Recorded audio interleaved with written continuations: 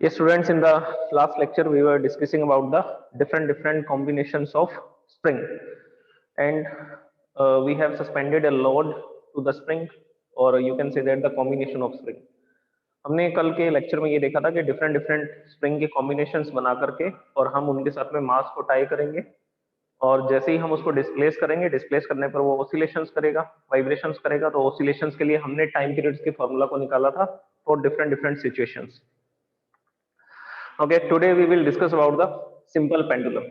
Simple pendulum, पहले इसकी definition के बारे में सुनिए, ये क्या होता है। जो डेफिनेशन है वो हम डायग्राम के बेस पर लिख देंगे। तो डायग्राम को हम लोग यहाँ पर बनाते हैं। सबसे पहले एक रिजिड सपोर्ट की रिक्वायरमेंट होगी। रिजिड सपोर्ट, जो सपोर्ट क्या नहीं करेगी, किसी भी तरह का मूवमेंट नहीं करेगी, फिक्स्ड सपोर्ट होगी। उसके लिए हम लोग क्या वर्ड यूज करेंगे? Rigid support. और उस रिजिड सपोर्ट पर हम लोग एक सस्पेंशन पॉइंट बनाएंगे। This is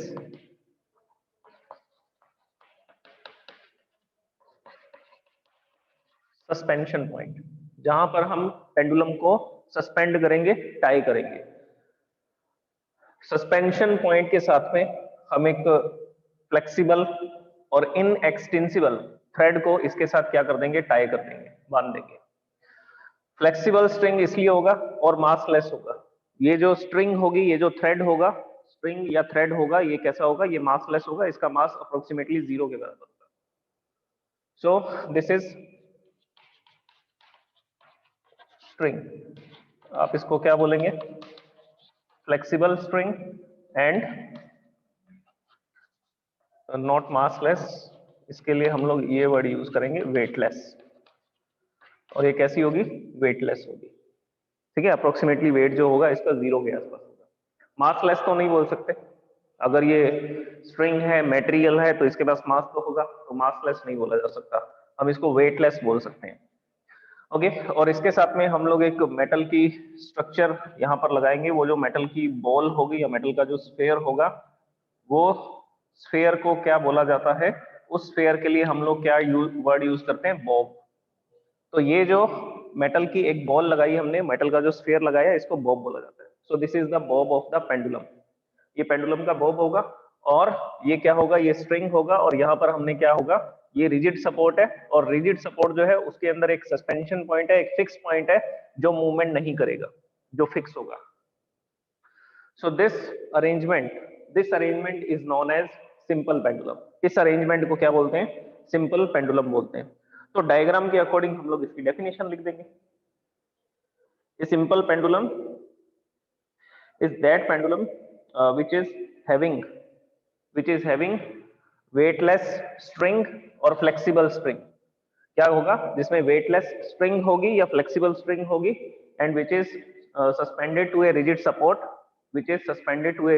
support, and a bob is attached to that string। इस string के साथ में एक bob को attach कर दिया जाएगा, and this arrangement is called simple pendulum।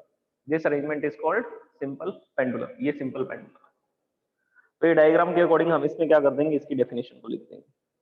अब ये फ्री है, it is free to oscillate about this position. अब ये जो पोजीशन होगी जहां पर हमने इसको सस्पेंड कर रखा था, इस पोजीशन को हम लोग क्या लिखेंगे? मीन पोजीशन और इक्विलिब्रियम पोजीशन। दोनों में से जो भी आपको अच्छा लगे वो बोल सकते हैं, मीन पोजीशन और इक्विलिब्रियम पोजीशन। तो ये इसकी मीन पोजीशन है। अभी ये किसी भी तरह का ऑसिलेशन नहीं करेगा। इसको ऑसिलेट करवाने के लिए हमें क्या करना पड़ेगा? इस पर वर्क डन करना पड़ेगा, और वर्क डन करने के लिए हमें इसको डिस्प्लेस करना पड़ेगा। इसको डिस्प्लेस करना पड़ेगा इसकी मीन पोजीशन से। तो अब हम पॉइंट्स के नेम लिखते हैं। ये सस्पेंशन पॉइंट था, तो हमने इसको किससे लिख दिया? इस पॉइंट को हमने एस से लिख दिया, कैपिटल एस। और जिस तरफ हम डिस्प्लेसमेंट करेंगे उस पॉइंट को ले लेते हैं। सो दिस इज सस्पेंशन पॉइंट, और ये इसकी मीन पोजीशन है। ये क्लियरली मैंने यहाँ पर दिखा दिया आपको डायग्राम में। अब हम लोग क्या करते हैं? इसको इस पोजीशन पर लेकर के आते हैं, ये पोजीशन यहाँ पर। और ये जो पोजीशन है, इस पोजीशन को भी हम कुछ नेम दे देते हैं। इसको हमने पी लिख दिया। This point is P. तो ये पी पॉइंट होगा, और इसको हम लोग ज्वाइन कर देते हैं ऐसा। इसको डॉटेड नहीं दिखा सकते क्योंकि ये स्ट्रिंग है। अच्छा, इसमें एक इंपॉर्टेंट बात और सुनिए, इफेक्टिव लेंथ। हम इसमें एक और टर्म यूज करेंगे जिसको क्या बोला जाएगा? Effective length. इफेक्टिव लेंथ क्या होगी? इस बॉब के सेंटर से लेकर के सस्पेंशन पॉइंट तक की जो लेंथ होगी उस लेंथ को बोला जाएगा effective length.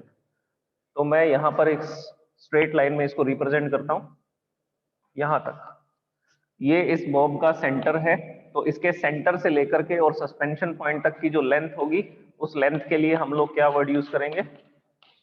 Effective length of the pendulum. This is the effective length of the pendulum. Distance, ये लेंथ कहां से मेजर करनी है? बस ये याद रखना, इसके सेंटर से, फ्रॉम इट्स सेंटर, इसके सेंटर पॉइंट से मेजर करना है। ओके, और ये जो इफेक्टिव लेंथ है इसको भी इस डायग्राम में ऐड कर देते हैं हम लोग। This length is L. इसको हमने किससे लिख दिया? इसको हमने एल से लिख दिया, और ये इसका सेंटर है। इसी तरह से हमने इसको डिस्प्लेस किया, और ये जो डिस्प्लेसमेंट है, इस डिस्प्लेसमेंट को हम दो तरह से लिख सकते हैं। एक तो लीनियर डिस्प्लेसमेंट लिख सकते हैं, दूसरा एंगुलर डिस्प्लेसमेंट लिख सकते हैं। तो लीनियर डिस्प्लेसमेंट क्या होगा? यहाँ पर इसका सेंटर है, इस बॉब का, पेंडुलम का। ओके, तो लीनियर डिस्प्लेसमेंट तो ऐसा मेजर करेंगे, यहां से ये जो डिस्प्लेसमेंट आपको दिखाई दे रहा है, इस डिस्प्लेसमेंट को किससे लिखेंगे? इस डिस्प्लेसमेंट को हम x से लिखेंगे। सो this is the displacement x in this diagram. अच्छा, एंगुलर डिस्प्लेसमेंट भी तो दिखाना पड़ेगा। ये तो लीनियर डिस्प्लेसमेंट है, एंगुलर डिस्प्लेसमेंट क्या होगा? इसका पाथ भी दिखा देते हैं, ये इसका पाथ होगा। तो मैंने इसको इसकी मीन पोजीशन से डिस्प्लेस करना स्टार्ट किया, और डिस्प्लेस करके इस पोजीशन पर ले आया, और ये इसकी मीन पोजीशन से कितने डिस्टेंस पर है? तो आंसर है x डिस्टेंस पर है। This is the linear displacement x। Angular displacement कितना होगा? ये एंगुलर डिस्प्लेसमेंट होगा यहां से यहां तक, जिसको हम किससे लिखेंगे? जिसको हम थीटा से लिखेंगे। तो जब मैंने इस पेंडुलम को मीन पोजीशन से इस पोजीशन तक लेकर के आया, लीनियर डिस्प्लेसमेंट एंग होगा, sorry, linear displacement not an, it is x. Linear displacement x होगा, और एंगुलर डिस्प्लेसमेंट जो होगा वो क्या होगा? वो होगा थीटा। ओके, ये इफेक्टिव लेंथ है। अच्छा, ये लेंथ चेंज होगी क्या? ये भी एल होगा तो ये भी एल रहेगा। ये स्ट्रिंग थोड़ी ना इंक्रीज डिक्रीज हो रही है। आप इसको इस पोजीशन पे रखो, यहाँ ले आओ, या ये इस पोजीशन पर आ जाए, दोनों ही केसेस में, तीनों ही केसेस में क्या नहीं होगा? इसकी लेंथ चेंज नहीं होगी। तो यहाँ पर भी इसको एल लिखा जाएगा, इसको भी एल ही लिखा जाएगा। अब मैं पेंडुलम को डिस्प्लेस करके जैसे ही रिलीज करूंगा, आगे की प्रोसेस हमें पता है। अच्छा, इसको यहां से यहां तक डिस्प्लेस करने में मुझे क्या करना पड़ेगा? फोर्स लगा करके डिस्प्लेसमेंट करना पड़ेगा। तो मैं इस डायरेक्शन में फोर्स लगाऊंगा और डिस्प्लेसमेंट करूंगा, तो मैं वर्क डन करूंगा, और इस पर जो वर्क डन करूंगा वो इसमें पोटेंशियल एनर्जी की फॉर्म में स्टोर हो जाएगा। अब जैसे ही मैं इसको रिलीज करूंगा, ये पोटेंशियल एनर्जी किसमें कन्वर्ट होगी? काइनेटिक एनर्जी में। और यहाँ पर आकर के इसकी टोटल पोटेंशियल एनर्जी जो होगी, या जो टोटल एनर्जी होगी, वो पूरी की पूरी क्या होगी? काइनेटिक एनर्जी होगी। तो पूरी पोटेंशियल एनर्जी किसमें बदल जाएगी? काइनेटिक एनर्जी में। उस काइनेटिक एनर्जी से फिर ये किस तरफ मूव करेगा? Other side of the mean position. फिर ये मीन पोजीशन के दूसरी तरफ मूव करेगा और यहां तक पहुंच जाएगा। ये इस पेंडुलम की फिर पोजीशन आ जाएगी। नेक्स्ट पोजीशन जो होगी, this is the extreme position. ये भी एक्सट्रीम पोजीशन है, और वो भी क्या होगी? एक्सट्रीम पोजीशन होगी। तो आप किसी भी एक तरफ का एग्जांपल लेकर के पूरी कैलकुलेशन कर सकते हैं। ओके, अब हम लोग इसमें देखते हैं कि फोर्सेस कितने और कहां कहां पर कौन कौन से फोर्सेस काम करेंगे। तो मैं यहां से इस डिस्प्लेसमेंट को हटाता हूं, क्योंकि मुझे यहां पर किसके बारे में लिखना है? फोर्सेस के बारे में लिखना है। और ये जो पोजीशन है ये हमें पता है, ये इसकी मीन पोजीशन है। ये डिस्प्लेसमेंट जो है मैं यहां पर लिख देता हूं, this is x displacement from the mean position, linear displacement. ये लीनियर डिस्प्लेसमेंट, ये एंगुलर डिस्प्लेसमेंट। अच्छा, सबसे पहले मीन पोजीशन पे बात करते हैं। मीन पोजीशन पर कितने फोर्सेस काम करेंगे? तो आंसर है टू फोर्सेस। दो फोर्स काम करेंगे मीन पोजीशन पर, और किस डायरेक्शन में करेंगे उस डायरेक्शन को भी मैं आपको दिखाता हूं। तो पहले इस पेंडुलम को हम लोग क्लियर कट बना लेते हैं। तो ये इसकी हमने अलग अलग पोजीशंस को यहाँ पर दिखा रखा है, और डिफरेंट डिफरेंट पोजीशंस पर हम इसके बारे में कैलकुलेशन करेंगे। इस पॉइंट को हमने एस लिखा था, और ये वाला पॉइंट हमने पी लिख दिया। जो मीन पोजीशन वाला पॉइंट है हम उसको ओ लिख देते हैं। ओरिजिन स्टार्टिंग ही यहां से हो रही है, तो इस पॉइंट को हमने क्या लिख दिया? इस पॉइंट को हमने ओ लिख दिया। This is the origin of the vibration. यहां से वाइब्रेशन स्टार्ट होते हैं। ओके, अच्छा, मैं आपको बोल रहा था मीन पोजीशन पर कितने फोर्स काम करेंगे, तो मीन पोजीशन के फोर्सेस के बारे में लिखते हैं। ये लेंथ है L, तो यहाँ पर एक तो इस ये जो पेंडुलम के अंदर हमने ये जो बॉब लगाया है, मेटल का जो स्फीयर लगाया है, इसका कुछ मास होगा। अगर इसका कुछ मास है तो ग्रेविटी इस पर डाउनवर्ड डायरेक्शन में फोर्स लगाएगी, तो वर्टिकली डाउनवर्ड एक फोर्स काम करेगा mg, which is weight force of the pendulum, weight force on the pendulum due to gravity। और ये स्ट्रिंग के अंदर एक टेंशन प्रोड्यूस होगा, तो उस फोर्स को लिखा जाएगा किससे, T से लिखा जाएगा। तो इसमें T की डायरेक्शन क्या होगी, OS, जो टेंशन फोर्स है उसकी डायरेक्शन है OS, और ये जो ग्रेविटेशनल फोर्स है उसकी डायरेक्शन क्या लिखी जाएगी, vertically downwards, vertically downwards. Okay, तो यहाँ पर ये दो फोर्स काम कर रहे हैं और ये कंप्लीटली एक दूसरे को बैलेंस कर रहे हैं। अभी इस पेंडुलम ने ऑसिलेशन स्टार्ट नहीं किया, हम मीन पोजीशन की बात कर रहे हैं सिर्फ। तो ये दोनों फोर्सेस इक्वल होंगे, ये दोनों फोर्सेस मैग्नीट्यूड में क्या होंगे, इक्वल होंगे, और डायरेक्शन क्या होगी, डायरेक्शन अपोजिट होगी। डायरेक्शन अपोजिट आपको दिख रहा है डायग्राम में, ये टेंशन फोर्स की डायरेक्शन है और ये किसकी डायरेक्शन है, ये mg की डायरेक्शन है। तो ये दोनों फोर्स इक्वल होंगे, इसी वजह से ये जो बॉब होगा ये ना तो अपर डायरेक्शन में मूव करेगा ना डाउनवर्ड डायरेक्शन में मूव करेगा, ये इसी पोजीशन पर रहेगा, मतलब कि बैलेंस फोर्स की कंडीशन में होगा। तो इस डायग्राम के लिए हम लोग क्या लिख सकते हैं, T plus mg is equal to 0। जो टेंशन फोर्स है और mg जो है, टोटल फोर्सेस जो होंगे, नेट फोर्स कितना आएगा, सभी फोर्सेस का जो सम है, मतलब कि नेट फोर्स कितना आएगा, 0 आएगा। तो इस कंडीशन के लिए हम लोग ये स्टेटमेंट लिख सकते हैं। ओके, अब हम इसकी दूसरी कंडीशन की बात करते हैं, जब हमने इसको इसकी मीन पोजीशन से क्या किया, डिस्प्लेस किया। तो डिस्प्लेस करने पर हम की पॉइंट की बात करेंगे।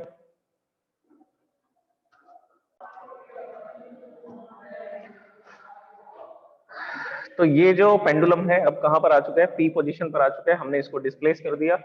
डिस्प्लेस करने पर हमने इसको यहाँ पर अभी पकड़ करके रखा हुआ है, जैसे ही इसको रिलीज करेंगे फिर ये ऑसिलेशन स्टार्ट करेगा। तो हम इस एक्सट्रीम पोजीशन की बात करते हैं, ये ऐसा ऑसिलेट कर रहा है, ऑसिलेट करते हुए जब इसका वन ऑसिलेशन कंप्लीट हो जाएगा फिर से यहाँ पर आएगा।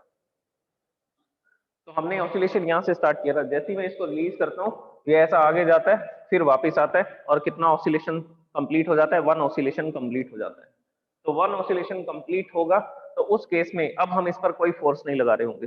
अब हमने इसको रिलीज कर दिया था, ये अपने आप ऑसिलेट कर रहा है। तो जब ये ऐसा जा करके वापिस इधर आएगा, वापिस इधर आएगा, तो मतलब पी पोजीशन पर, एक्सट्रीम पोजीशन पर आएगा, उस समय इस पर कितने फोर्स काम करेंगे। तो उसके लिए हम लोग इसका फ्री बॉडी डायग्राम अगर बनाए तो क्या बनेगा, उसमें एक तो हम लोग इसमें mg फोर्स दिखाएंगे। mg फोर्स तो वर्टिकली डाउनवर्ड ही काम करेगा, जैसा कि इस डायरेक्शन में काम कर रहा था, ग्रेविटी तो इसको डाउनवर्ड डायरेक्शन में ही क्या करेगी, फोर्स लगाएगी। तो mg फोर्स डाउनवर्ड डायरेक्शन में। और हम लोग क्या करेंगे, ये जो mg फोर्स है इसके कंपोनेंट्स को, mg को रिजॉल्व करेंगे कंपोनेंट्स में। तो अगर mg को कंपोनेंट से रिजॉल्व करेंगे तो इस डायरेक्शन में जो फोर्स काम करेगा वो होगा mg cos थीटा। तो ये लिखा जाएगा mg cos थीटा। और इसके परपेंडिकुलर डायरेक्शन में जो फोर्स काम करेगा उसको लिखा जाएगा mg sin theta. So this is the force mg sin theta. और ये जो एंगल है इस एंगल को लिखेंगे थीटा। ये दोनों एंगल इक्वल होंगे because these are parallel lines. ये वाली दो लाइनें पैरेलल है ऐसा, और यहां पर एक तो ये एंगल इक्वल आएगा और ये एंगल भी कैसा होगा, इक्वल होगा। मैथमेटिकल प्रॉपर्टी है ये। तो ये देखिए, ये वाली स्ट्रेट लाइन और ये mg वाली स्ट्रेट लाइन, ये दोनों पैरेलल है, तो इस वजह से हम इस एंगल को और इस एंगल को दोनों को थीटा लिख सकते हैं। एनीवेज, तो हमने इसको mg को कंपोनेंट में रिजॉल्व कर दिया। दो कंपोनेंट बने, mg cos theta, mg sin theta. और स्ट्रिंग में एक टेंशन फोर्स है, ये इसकी लेंथ है, यहां पर हम एक टेंशन फोर्स दिखाएंगे T, which is in the direction PS, जो P से किस तरफ है, S डायरेक्शन में है। और mg cos थीटा जो फोर्स है वो जस्ट इसके अपोजिट डायरेक्शन में। तो यहां पर हम लोग ये लिख सकते हैं कि जो टेंशन फोर्स है और mg cos थीटा है वो एक दूसरे को बैलेंस करेंगे। इसकी वजह से पेंडुलम ना तो इस डायरेक्शन में मूव करेगा ना इस डायरेक्शन में मूव करेगा। तो ना तो वो PS की तरफ जाएगा, PS डायरेक्शन में मूव करेगा, और ना ही वो mg cos थीटा की तरफ मूव करेगा। तो इसका मतलब ये जो बॉब है ये बैलेंस फोर्स की कंडीशन में है इस डायरेक्शन में, अगर हम इस डायरेक्शन की बात करें। तो ये हमारी फर्स्ट इक्वेशन होगी इसमें, T is equal to mg cos theta. ये दोनों एक दूसरे को बैलेंस कर रहे हैं। अब एक फोर्स और है इसमें, इस डायरेक्शन में जो काम कर रहा है वो कौन सा है, mg sin थीटा।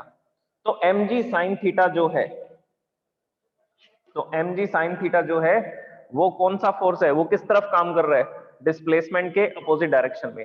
हम लोग इसको इस डायरेक्शन में डिस्प्लेस कर रहे हैं और फोर्स इस डायरेक्शन में काम कर रहा है।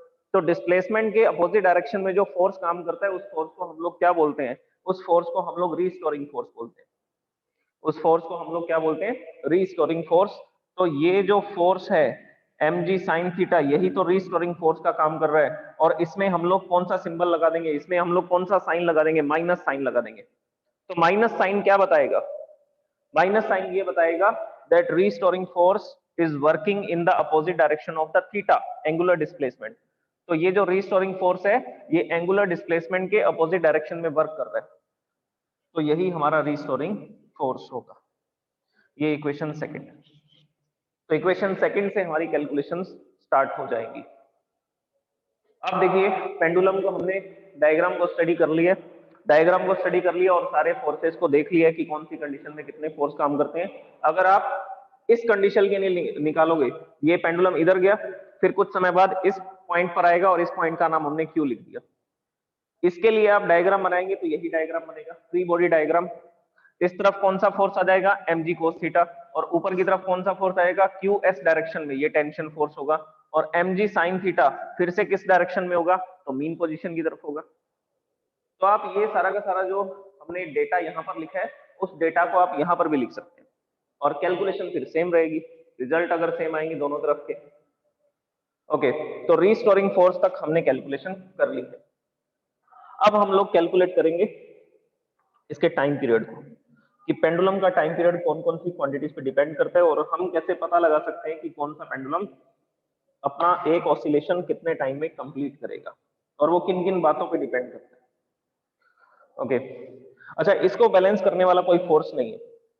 ये mg sin थीटा इस डायरेक्शन में काम कर रहा है, इसकी अपोजिट डायरेक्शन में कोई दूसरा फोर्स नहीं है। तो यही वो फोर्स है जो इस पेंडुलम को, जो इस बॉब को किस तरफ लेकर के आएगा, जो इसको मीन पोजीशन की तरफ लेकर के आएगा।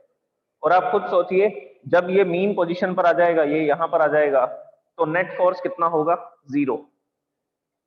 यहां पर रीस्टोरिंग फोर्स 0 हो जाएगा, ये मैं इसमें डायग्राम में ऐड कर देता हूं। जब ये मीन पोजीशन पर आएगा तो रीस्टोरिंग फोर्स 0 होगा, क्योंकि फिर mg डाउनवर्ड डायरेक्शन में हो जाएगा, वर्टिकल डाउनवर्ड डायरेक्शन में, और टेंशन फोर्स ऊपर की तरफ, कोई दूसरा फोर्स होगा ही नहीं इस कंडीशन में। ये तो अभी डिस्कस किया था हमने, मीन पोजीशन के लिए नेट फोर्स 0 होगा, क्योंकि जैसे जैसे ये आगे बढ़ता जाएगा, देखिए रीस्टोरिंग फोर्स के फॉर्मूला में क्या आ रहा है, डिस्प्लेसमेंट आ रहा है। तो जब ये पेंडुलम इस पोजीशन से इस पोजीशन तक आएगा, ये एंगल 0 हो चुका होगा। जब ये यहां पर है तो ये 30 डिग्री की एंगुलर डिस्प्लेसमेंट पर है। तो पेंडुलम मीन पोजीशन से 30 डिग्री क्या हो चुके हैं, डिस्प्लेस हो चुके हैं, 30 डिग्री डिस्प्लेस हो चुके हैं। अब जैसे जैसे वापिस आ रहा होगा तो फिर से थीटा की वैल्यू क्या हो जाएगी, थीटा की वैल्यू 0 हो जाएगी। अगर डिस्प्लेसमेंट 0 हो जाएगा तो रीस्टोरिंग फोर्स भी क्या हो जाएगा, 0 हो जाएगा। तो रीस्टोरिंग फोर्स एक्सट्रीम पोजीशंस पर मैक्सिमम होगा, रीस्टोरिंग फोर्स एक्सट्रीम पोजीशंस पर क्या होगा, मैक्सिमम होगा। और उसी के लिए हम लोग अब डिस्कशंस करते हैं। तो अभी तक डायग्राम से हमें ये सामने आया that restoring force is working in the direction of, in the opposite direction of the displacement, and restoring force is written as Fr minus mg sin theta. So mg sin theta is restoring force, and negative sign is representing that restoring force in the opposite direction of the displacement. ये यहां से calculation start होगी। इसके बाद में restoring force को हम एक तरीके से और भी लिख सकते हैं, रीस्टोरिंग फोर्स को हम लोग एक तरीके से और भी लिख सकते हैं, मास इनटू एक्सेलरेशन। तो हम लोग क्या यूज करेंगे, second law of motion, using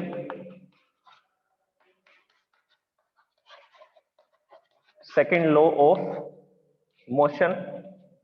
क्या लिख सकते हैं सेकंड लॉ ऑफ मोशन से, सेकंड लॉ ऑफ मोशन से हम लिख सकते हैं force is equal to mass into acceleration, force is equal to mass into acceleration. इस पेंडुलम के पास मास है और एक्सेलरेशन कितना होगा, वो एक्सेलरेशन जितना भी होगा वो हम पहले कैलकुलेट कर चुके हैं इस चैप्टर में, माइनस ओमेगा स्क्वायर एक्स। पहले वाली इक्वेशंस में हमने ओमेगा स्क्वायर वाई लिखा था क्योंकि डिस्प्लेसमेंट को वाई से लिख रहे थे, यहाँ पर डिस्प्लेसमेंट को हमने किससे लिख रखा है, एक्स से लिख रखा है, तो ये डिस्प्लेसमेंट एक्स से लिखा जाएगा। सो दिस इज द एक्सेलरेशन और इस वैल्यू को इस फॉर्मूला में पुट कर दीजिए। तो रीस्टोरिंग फोर्स का formula according to the second law of motion क्या बनेगा, m, एक्सेलरेशन की वैल्यू कितनी है, ओमेगा स्क्वायर एक्स। तो यहां पर हम लिखेंगे restoring force is equal to, इसको मल्टीप्लाई कर दीजिए, कितना हो जाएगा, minus m omega square x. So this is the second equation. ये इक्वेशन भी किसको बता रही है, ये इक्वेशन भी रीस्टोरिंग फोर्स को ही एक्सप्लेन कर रही है। तो आप रीस्टोरिंग फोर्स इससे निकालो या इससे निकालो, एक ही बात है। इस रीस्टोरिंग फोर्स में किससे कैलकुलेशन होगी, तो आंसर है एंगुलर डिस्प्लेसमेंट से। m constant, g constant, theta change हो रहा है ना, ये जैसे जैसे मीन पोजीशन से आगे बढ़ेगा ये एंगल की वैल्यू इंक्रीज होती जाएगी, 10 डिग्री, 20 डिग्री, 30 डिग्री, ऐसा इंक्रीज होता जाएगा। तो ये रीस्टोरिंग फोर्स की कैलकुलेशन किससे होगी, एंगुलर डिस्प्लेसमेंट से। और इस रीस्टोरिंग फोर्स की कैलकुलेशन किससे होगी, लीनियर डिस्प्लेसमेंट से। मैंने डायग्राम में लीनियर डिस्प्लेसमेंट भी तो लिखा है, x। तो जब ये पेंडुलम यहां से यहां पर आएगा तो कितना डिस्प्लेसमेंट कर चुका होगा, x डिस्प्लेसमेंट। तो x डिस्प्लेसमेंट के थ्रू भी आप रीस्टोरिंग फोर्स कैलकुलेट कर सकते हैं। तो मेरे पास रीस्टोरिंग फोर्स के दो फॉर्मूला हो चुके हैं, एक तो एंगुलर डिस्प्लेसमेंट की टर्म्स में है और दूसरा फॉर्मूला लीनियर डिस्प्लेसमेंट की टर्म्स में है। अब दोनों फॉर्मूलाज को हम लोग क्या कर सकते हैं, इक्वल लिख सकते हैं। देखिए फिर से हमने रीस्टोरिंग फोर्स के बारे में लिखा, सेकेंड लॉ ऑफ मोशन से कैलकुलेशन की, वो कैलकुलेशन क्या थी, minus m omega square x. This is second equation. दोनों ही रीस्टोरिंग फोर्स को बता रहे हैं, दोनों को इक्वल रख देते हैं। So equation first is equal to equation second. Equation first क्या है, minus m g sine theta is equal to minus m omega square x. क्या क्या कैंसिल हो रहा है, माइनस से माइनस कैंसिल, m से m कैंसिल हो जाएगा। तो यहां पर क्या रह जाएगा, यहां पर रह गया g sine theta and in this equation the left quantities are omega square x. इधर बचा है g साइन थीटा और यहां पर रह गया ओमेगा स्क्वायर एक्स। तो ओमेगा स्क्वायर का फॉर्मूला बना लेते हैं। अगर हमने ओमेगा कैलकुलेट कर लिया तो टाइम पीरियड तो फिर कैलकुलेट हो ही जाएगा, क्योंकि ओमेगा के फॉर्मूला में क्या आता है, 2 pi upon T, 2 pi upon time period. तो हम वहां से कैलकुलेशन कर लेंगे। तो हम लोग ओमेगा की वैल्यू कैलकुलेट करते हैं सबसे पहले। अच्छा ये x इधर मल्टीप्लाई में, यहाँ आएगा तो डिवाइड में आ जाएगा। तो नेक्स्ट स्टेटमेंट देखिए मैं क्या लिखूंगा, omega square, omega square is equal to g upon x multiply by sine theta. ये x मल्टीप्लाई में था, यहाँ आया तो डिवाइड में आ गया, तो हमने इसको लिख दिया g अपॉन एक्स और साइन थीटा यहाँ पर पड़ा था। तो ये इक्वेशन हमारे पास आ चुकी है। अब देखिए इस इक्वेशन में एक प्रॉब्लम है। क्या प्रॉब्लम है, इस इक्वेशन में दोनों ही चीजें आ रही हैं, एंगुलर डिस्प्लेसमेंट भी आ रहा है और लीनियर डिस्प्लेसमेंट भी आ रहा है। तो हम लोग क्या करेंगे, एंगुलर डिस्प्लेसमेंट को यहाँ से हटा दें, क्योंकि लीनियर डिस्प्लेसमेंट को मेजर करना हमारे लिए आसान है। हम लोग क्या करेंगे, एक स्केल से मेजर कर लेंगे कि हाँ ये कितना मीन पोजीशन से डिस्प्लेस हो रहा है, 10 सेंटीमीटर, 20 सेंटीमीटर, 30 सेंटीमीटर। तो ये हमारे लिए मेजर करना आसान रहेगा। तो हम लोग क्या करेंगे, इस एंगुलर डिस्प्लेसमेंट को इस फॉर्मूला से हटाना चाहेंगे। तो एंगुलर डिस्प्लेसमेंट को इस फॉर्मूला से हटाने के लिए देखिए हम लोग क्या कैलकुलेशन कर सकते हैं, साइन थीटा। अच्छा अगर स्मॉल एंगल हो तो मैं एक डायग्राम बनाता हूं, देखो ध्यान से। यहां पर मैंने एक पॉइंट लिया और ये जो पॉइंट था ये एस पॉइंट था और ये एक डायग्राम बनाया मैंने। अब ये जो एंगल है, यहां पर जो एंगल आपको दिखाई दे रहा है, दिस एंगल इज थीटा, ये एंगल थीटा है और ये लेंथ एल है और ये लेंथ भी एल है। देख लो दोनों अप्रोक्सीमेट क्या होंगी, सेम लेंथ होंगी। और यहां पर एंगल बन रहा है 90 डिग्री का। और ये जो है इसको हमने क्या लिख दिया, एक्स से लिख दिया, ये जो परपेंडिकुलर आप बोल सकते हैं इसको। अच्छा मैं यहाँ पे दो फॉर्मूला यूज करूंगा, दो फॉर्मूलाज को यूज करूंगा। सबसे पहला क्या फॉर्मूला यूज करूंगा, सबसे पहला फॉर्मूला यूज करूंगा मैं साइन थीटा। साइन थीटा क्या होता है, परपेंडिकुलर अपॉन हाइपोटेन्यूस। तो परपेंडिकुलर अपॉन हाइपोटेन्यूस, थीटा के सामने वाला क्या होता है? परपेंडिकुलर होता है। परपेंडिकुलर की वैल्यू क्या है? एक्स। हाइपोटेन्यूस, ये रहा हाइपोटेन्यूस, इसको ले लो या इसको ले लो, एक ही बात है, क्योंकि दोनों लेंथ अप्रोक्सीमेटली क्या है? सेम है। तो इसको क्या लिख देंगे? इसको एल लिख देंगे। तो यहां से हमारे पास साइन थीटा की एक इक्वेशन आ गई, परपेंडिकुलर अपॉन हाइपोटेन्यूस से एक्स अपॉन एल। अच्छा, अब मैं थीटा के लिए लिखता हूं। थीटा के लिए क्या आएगा? Arc upon radius. ये भी तो फॉर्मूला होता है, angle is equal to arc upon radius. अब इस डायग्राम में आर्क कौन सी है? तो आंसर है थीटा के सामने वाली आर्क है, और इसकी लेंथ कितनी है? एक्स। तो यहां पर वैल्यू निकालिए, theta is equal to arc, arc is x and radius is L. इसको रेडियस ले लो या इसको रेडियस ले लो, एक ही बात है। तो यहां पर भी थीटा की वैल्यू क्या आ रही है? यहां पर लिखता हूं मैं, theta is equal to x upon L. तो मैं साइन थीटा का फॉर्मूला लगाता हूं, तब भी एक्स अपॉन एल आ रहा है। थीटा का फॉर्मूला लगाता हूं आर्क अपॉन रेडियस, तब भी एक्स अपॉन एल आ रहा है। तो हम लोग क्या लिख सकते हैं? Sine theta is equal to theta. ये दोनों ही एक्स अपॉन एल को बता रहे हैं, तो साइन थीटा किसके बराबर होगा? थीटा के बराबर होगा। तो स्मॉल एंगल्स के लिए, जब स्मॉल एंगल है ना, सिर्फ उस कंडीशन में बात कर रहे हैं हम लोग, जब एंगल 5 डिग्री है, 10 डिग्री है, मतलब 10 डिग्री से कम होगा। एंगल जब 10 डिग्री से कम होगा तो ये पेंडुलम थोड़ा बहुत डिस्प्लेस हो रहा है। ये यहां से चला, 5 डिग्री डिस्प्लेस हुआ, वापस गया, फिर इधर 5 डिग्री डिस्प्लेस हुआ, फिर वापस आया। तो हम उस ऑसिलेशन की बात कर रहे हैं जब एंगल स्मॉल होगा। अच्छा, इस स्टेटमेंट को मैं यहां पर ऐड करता हूं। तो ये अब आपको क्लियर हो चुका है that we can write sine theta is equal to theta for small angle.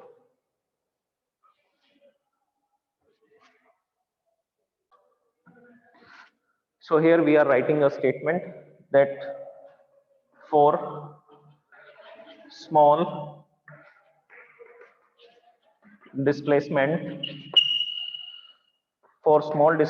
sin theta is approximately equal to theta। तो इसकी वैल्यू पुट कर दीजिए यहाँ पे, और थीटा की वैल्यू क्या लिखेंगे? X upon L. अभी मैंने आपको बताया ये आर्क है। इस डायग्राम को दोबारा से देखिए, ये यहाँ पर हमने ये मीन पोजीशन बता रखी है, ये एक पोजीशन है और ये इधर है। ये जो आर्क है इसको क्या क्या लिखा हमने? एक्स लिखा हुआ है। ये लेंथ भी एल है, ये लेंथ भी एल है, और ये एंगल क्या है? थीटा। ये थीटा, थीटा के सामने ये आर्क जिसको हमने किससे लिखा? एक्स से लिखा, और ये वाली लेंथ एल, ये देखिए ये लेंथ एल, और इधर वाली जो लेंथ है ये भी क्या है? एल है। So theta is equal to arc upon radius. So arc is x and radius is L. तो ये x जो है यहां से यहां तक ये आर्क है, एंड ये क्या है? ये दोनों रेडियस है। तो जनरल फॉर्मूला लगाया हम लोग, साइन थीटा की जगह पर थीटा लिख सकते हैं, और थीटा के प्लेस पर क्या लिख सकते हैं? एक्स अपॉन एल लिख सकते हैं। तो अब इसके बाद में नेक्स्ट स्टेटमेंट क्या होगी उसको देखते हैं।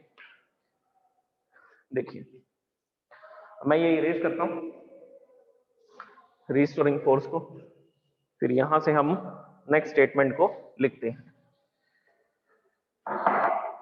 ओके, इस फॉर्मूला को लिख रहा हूं मैं, that omega square is equal to ji upon x multiply by sine theta.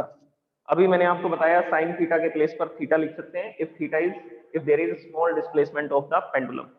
तो हमने क्या किया? इस साइन थीटा के प्लेस पर क्या लिख दिया?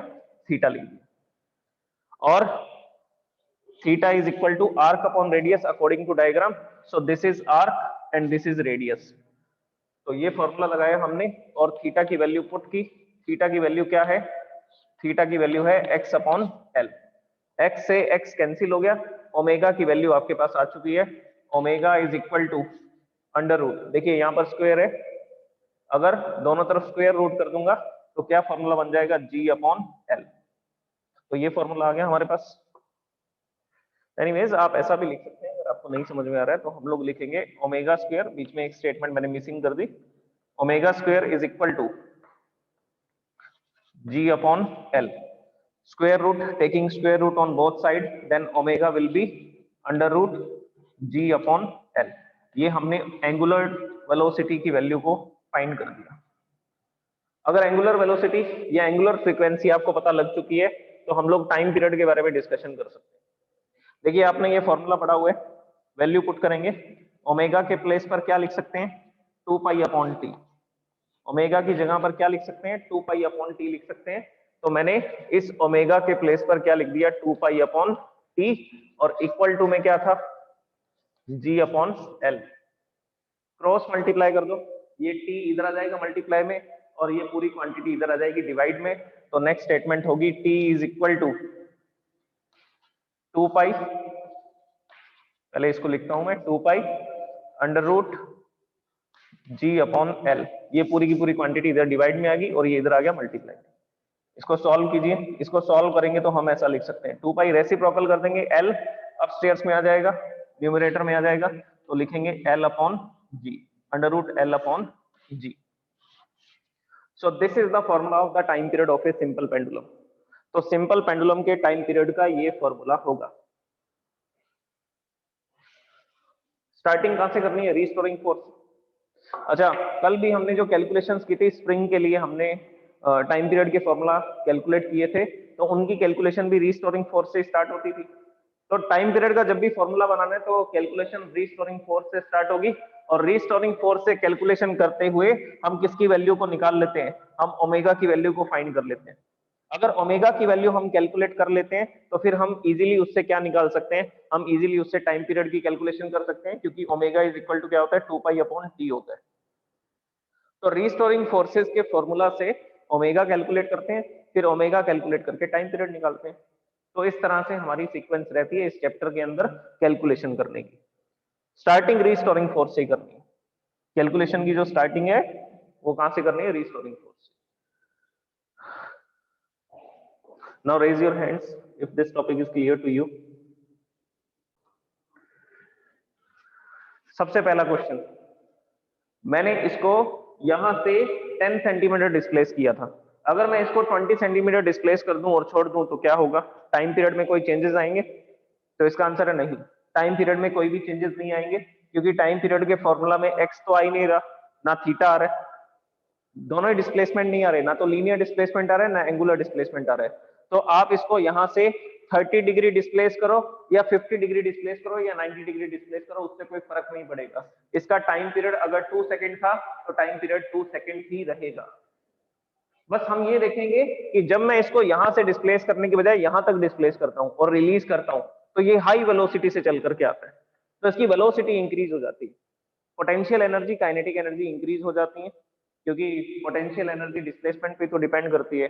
जितना ज्यादा डिस्प्लेसमेंट करेंगे उतनी ज्यादा पोटेंशियल एनर्जी स्टोर होगी। अब जितनी ज्यादा पोटेंशियल एनर्जी स्टोर होगी फिर वो उतनी ही फास्ट मूव करेगा, काइनेटिक में कन्वर्ट होगी वो सारी एनर्जी। तो टाइम पीरियड डिस्प्लेसमेंट पे डिपेंड नहीं करता, ना तो एंगुलर डिस्प्लेसमेंट पे और ना ही लीनियर डिस्प्लेसमेंट पे। तो टाइम पीरियड फिर किस पे डिपेंड कर रहा है, ये 2 पाई कांस्टेंट है, जी कांस्टेंट है ऑन अर्थ, अर्थ के सरफेस पर ये कांस्टेंट रहेगा।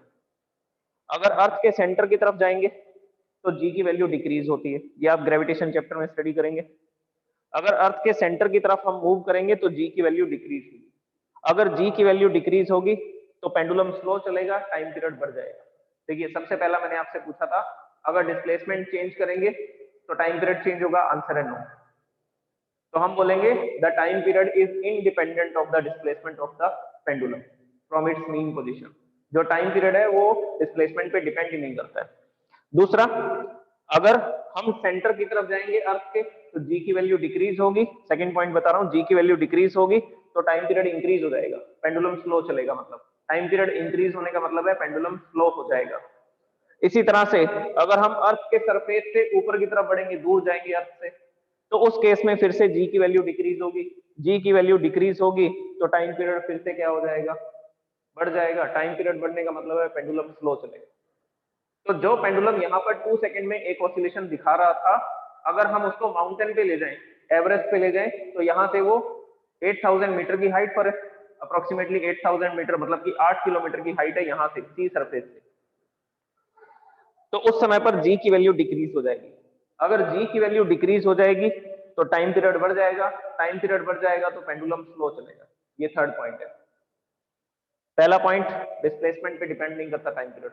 दूसरा पॉइंट, अर्थ के सरफेस की तरफ जाओगे जी डिक्रीज होगा, जी के डिक्रीज होने से टाइम पीरियड बढ़ेगा, टाइम पीरियड बढ़ने से पेंडुलम स्लो चलेगा। तीसरा पॉइंट, अर्थ के सरफेस से दूर जाओगे, माउंटेन्स पर जाओगे, हाइट इंक्रीज होगी, तो जी की वैल्यू डिक्रीज होगी, जी की वैल्यू डिक्रीज होने से टाइम पीरियड बढ़ेगा, टाइम पीरियड बढ़ने का मतलब है पेंडुलम स्लो चलेगा। नेक्स्ट पॉइंट, तो फिर टाइम पीरियड किस पे डिपेंड करता है? Effective length of the spring. Effective length क्या थी? इस बॉब के सेंटर से लेकर के सस्पेंशन पॉइंट तक की जो लेंथ है उस लेंथ को इफेक्टिव लेंथ बोला जाता है। सेंटर से मेजर करनी है ये लेंथ, जब तक चेंज नहीं होगी तब तक टाइम पीरियड चेंज नहीं होगा। अभी ये पेंडुलम 2 सेकंड में क्या कर रहा है? एक ऑसिलेशन कंप्लीट कर रहा है, 2 सेकंड में एक ऑसिलेशन कंप्लीट कर रहा है। तो अगर मैं इसकी लेंथ को इंक्रीज कर दूं, लेंथ को इंक्रीज करूंगा तो टाइम पीरियड इंक्रीज हो जाएगा, लेंथ को इंक्रीज करूंगा तो टाइम पीरियड बढ़ जाएगा। टाइम पीरियड बढ़ने का मतलब है पेंडुलम क्या हो जाएगा? स्लो चलेगा, क्योंकि उसका टाइम पीरियड बढ़ चुका है, टाइम पीरियड इंक्रीज हो। पहले 2 सेकंड में ऑसिलेशन कंप्लीट कर रहा था, अब 4 सेकंड में ऑसिलेशन कंप्लीट कर रहा है, तो ऑटोमेटिकली वो स्लो हो गया, उसकी फ्रीक्वेंसी कम हो गई। स्लो हो गया की बजाय हम लोग ये बोलना ज्यादा पसंद करेंगे कि उसकी फ्रीक्वेंसी कम हो गई। तो लेंथ इंक्रीज करने से टाइम पीरियड इंक्रीज होगा, टाइम पीरियड इंक्रीज होने से उसकी फ्रीक्वेंसी कम हो जाएगी। ये फोर्थ पॉइंट आपको ये याद रखना है। और लेंथ अगर कम कर दें, तो अगर इस पेंडुलम की लेंथ को डिक्रीज कर दोगे, पेंडुलम थोड़ा छोटा कर दोगे, लेंथ कम कर दोगे, तो टाइम पीरियड कम हो जाएगा। टाइम पीरियड कम होने का मतलब है फ्रीक्वेंसी इंक्रीज हो जाएगी। टाइम पीरियड डिक्रीज होने का मतलब है कि उसकी फ्रीक्वेंसी क्या हो जाएगी? फ्रीक्वेंसी इंक्रीज हो जाएगी। सो this is all about the pendulum. ये सारे पॉइंट्स मैंने आपको क्लियर कर दिए हैं पेंडुलम के बारे में। Thank you so much.